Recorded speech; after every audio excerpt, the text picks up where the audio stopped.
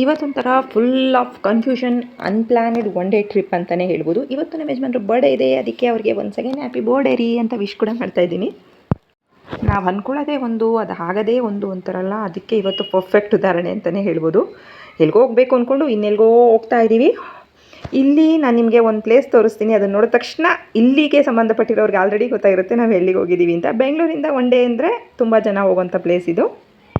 ಹಾಗೆಯೇ ದೊಡ್ಡವರು ಹೇಳ್ತಾ ಇರ್ತಾರೆ, ಯಾವುದೇ ದೇವಸ್ಥಾನ ಆಗಲಿ ಎಲ್ಲೇ ಹೋಗ್ತೀನಿ ಅಂದರೂ ಮೇಲೊಬ್ಬ ಪ್ಲ್ಯಾನ್ ಮಾಡಿರ್ತಾರೆ, ಅವ್ರು ಕರೆಸ್ಕೋಬೇಕು ನಮ್ಮನ್ನು ಅಂತ. ಇವತ್ತು ನನಗೆ ಹಾಗೇ ಅನಿಸಿದ್ದು, ಅಮ್ಮನವರೇ ನಮ್ಮನ್ನು ಕರೆಸ್ಕೊಂಡಿದ್ದಾರೆ ಅಂತ. ಯಾಕೆಂದರೆ ನಾವಂತೂ ಅಂದ್ಕೊಂಡೇ ಇರಲಿಲ್ಲ ಚಾಮುಂಡೇಶ್ವರಿ ದೇವಸ್ಥಾನಕ್ಕೆ ಹೋಗಬೇಕು ಅಂತ.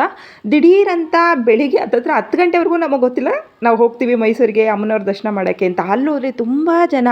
ಪಟ್ ಅಂತ ಒಂದು 2 ನಿಮಿಷದ ಮಳೆ ಬಂತು. ಆ ಮಳೆ ಒಳಗಡೆ ನಮಗೆ ದರ್ಶನ ಕೂಡ ಅಷ್ಟೇ ಫಾಸ್ಟಾಗಿ ಆಗೋಯ್ತು. ಇಷ್ಟೆಲ್ಲ ಆಗೋಷ್ಟರಲ್ಲಿ ಆಲ್ರೆಡಿ ಟೈಮ್ ತುಂಬಾ ಆಗಿದ್ದರಿಂದ ನೆಕ್ಸ್ಟ್ ನಾವು ಎಲ್ಲೋದ್ವಿ ಅಂತ ನೆಕ್ಸ್ಟ್ ವಿಡಿಯೋದಲ್ಲಿ ಹೇಳ್ತೀನಿ.